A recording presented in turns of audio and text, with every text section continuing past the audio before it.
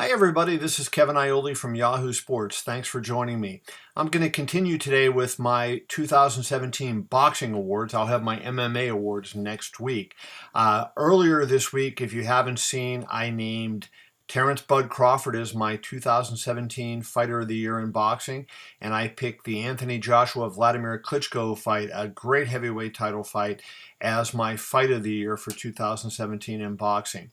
And today I'm going to have a few other awards, some that I have always picked and a couple that I haven't chosen before. So I'm going to get started with that. And I want to start, first of all, with the KO of the year, because everybody who watches the fight game loves the KOs. They love the high-paced action. They love seeing somebody get drilled, and I did too, and there were a lot of great KOs. I was ringside in January when I saw what I thought was going to be the KO of the year when Mikey Garcia knocked out Dejan Zlatikanen at the MGM Grand in Las Vegas. That was an incredible knockout. But alas for Mikey, some surpassed it. So that will be one of my runners-up this year. Also, a guy that was on my list for Fighter of the Year and also Fight of the Year, he's now going to be runner-up for my Knockout of the Year, and that's Srisor Rungvisai. He knocked out Chocolatito Gonzalez in September in devastating manner. The great Chocolatito went down. We don't know what the future holds for him, but Rungvisai had a tremendous year punctuated by that knockout. But none of those are my Knockout of the Year. For the Knockout of the Year, who else can you pick but Zolani Tete, the WBO Bantamweight champion? In November, one punch in 11 seconds, the first punch of the fight, and he knocks out Sebancio Ganya.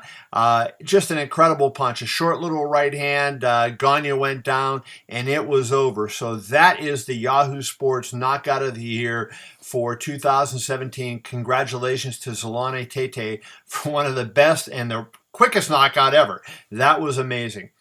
My second choice is Trainer of the Year. I have had Abel Sanchez as my Trainer of the Year the last couple of years. Before that, I had a long run with Freddie Roach winning it. Both of those guys are great trainers, and they really could win it any year. That's how good they are. But neither one made my final list this year. I had two people that I really considered. Derek James, who trains Jermell Charlo and Errol Spence Jr., and Andre Rozier, who has a number of fighters, including Danny Jacobs, Sergey Derevchenko, Saddam Ali. Those were the two that I kind of considered, 1A and 1B. And I don't like to give co-awards, so I really thought this one over, and I went back and forth a few times. But my final choice for the 2017 Trainer of the Year is going to be Derek James. Errol Spence is a stud. He's been trained by James, and I think you see James's influence in him. But Spence is a tremendous, gifted talent. But I'll tell you what, the work that James has done with Jermell Charlo, since they started working together, you saw a great rise in Charlo's performance, and I think you have to give the trainer a lot of credit for that. Rozier had a great year. He almost had Danny Jacobs upset Gennady Golovkin in March, came back with another win for Jacobs later in the year.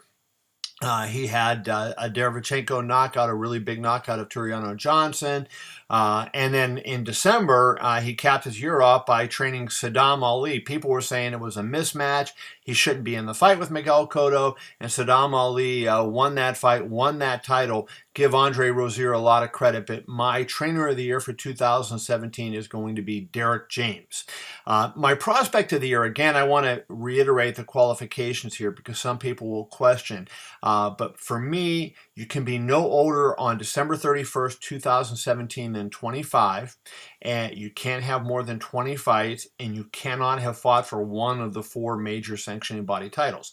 So with that as my criteria, that rules out a number of really good prospects, and that's going to lead me to my Prospect of the Year, and I'm going to pick the lightweight from Top Rank, Teofimo Lopez. He is 7-0 with 6 knockouts.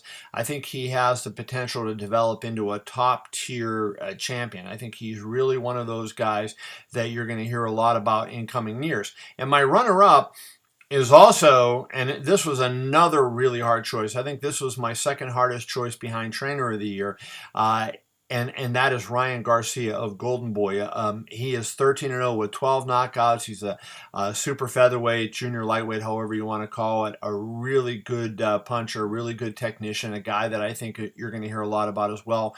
Is going to be in a lot of big fights. But I just felt like maybe Lopez had slightly more long-term potential, but both of those guys are going to be big stars. So congratulations to both of them. But my prospect of the year is Teofimo Lopez of Top Rank.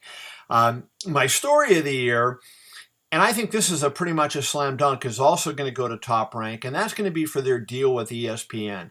And that has the chance to change the face of boxing. You're getting major boxing that used to be the domain of premium cable, or even in some cases pay-per-view, and now you're getting it on basic cable where 90 million people can see it.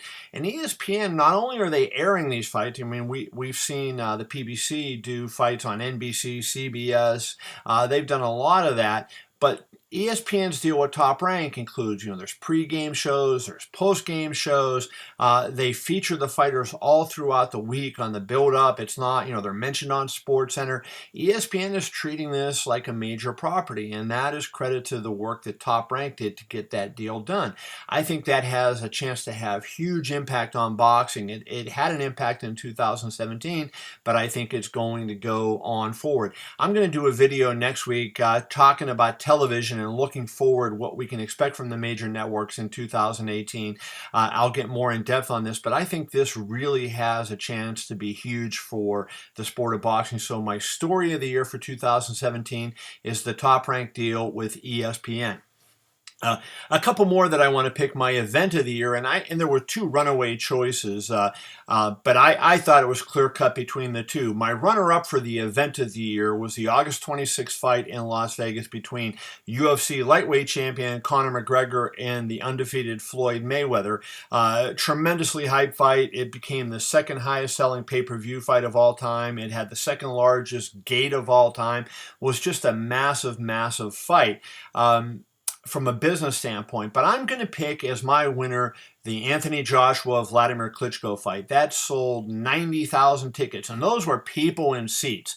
And I don't care that it didn't, it's huge for the business for the Mayweather-McGregor fight. People made a lot of money, but as fight fans, we can't always consider business. And we want to consider, and this was a great event. It was a great fight between two terrific fighters, lived up to its billing. The atmosphere was incredible. It got great ratings on pay-per-view in the UK. It got huge numbers on both Showtime and HBO here in the US. It did really well. And with 90,000 people, that's showing what boxing can be when you make the fights the fans want to see. So my event of the year for 2017, April 29th, 2017, Joshua versus Klitschko at Wembley Stadium in London. Just a magnificent show. Very well done. And that leads me to my next award, which is the Promoter of the Year. And to me, this is a runaway. Eddie Hearn of Matchroom Boxing in the UK is my Promoter of the Year. Had a number of big events in the UK. I mean, he has really invigorated that boxing scene in the UK over there. A lot of American promoters kind of growls when I give Eddie Hearn a lot of credit. And I understand, they say he doesn't have the kind of competition sports-wise as we do here in the U.S. And that may be true, but the plain fact of the matter is, Hearn put on an event that drew 90,000. He had many other huge events. Kell Brook event against Errol Spence had 30-some thousand there. He really made boxing a major story in the UK in 2017, and he branched out to the U.S. and started promoting here. It wasn't a hugely successful show, but he started moving. So Eddie Hearn is my Promoter of the Year for 2017. Congratulations to Eddie. And my last award is also going to go to a promoter, but it's not Promoter of the Year. It's what I'm going to call the Person of the Year. In past years, I've picked TV executives, I've picked managers, but it's somebody who has had an impact on the sport of boxing in a major way. And I'm going to pick Todd DeBuff of Top Rank for that award. Todd is the guy that really had the vision to work that deal with ESPN. He and I had talked for years, and this was kind of his dream of what he wanted to do, and he worked with CAA to get that done. So that was very big there, but he's also, kind of reinvigorated what Top Rank has done. He's brought in a lot of good young fighters into the company, and I think you're seeing the new era of Top Rank starting to emerge. Bob Arum, who is the founder of Top Rank and the chairman of the company, still an amazing promoter at age 86. But obviously Bob is now sort of starting to take a backseat to Todd DeBuff, and I think what Todd DeBuff did this year, not necessarily in just promoting any specific event, but helping boxing with that ESPN deal, signing those great young fighters, trying to make the atmosphere at the events better. I make Todd DeBuff my person of the year in boxing. So that is it, everybody. I know there's going to be a lot of controversy over some of these. Remember, next week, you can complain about my MMA awards. I'm going to have those going on next week. If you have comments, please put them below. I'd like to hear from you, hear what you think, who you would have picked if you disagree with me, or if you agree with me, tell me and support me, back me up to those who don't. I appreciate you if you would subscribe to this channel. I would appreciate that greatly. Have a great day, have a happy new year, and we will see you soon.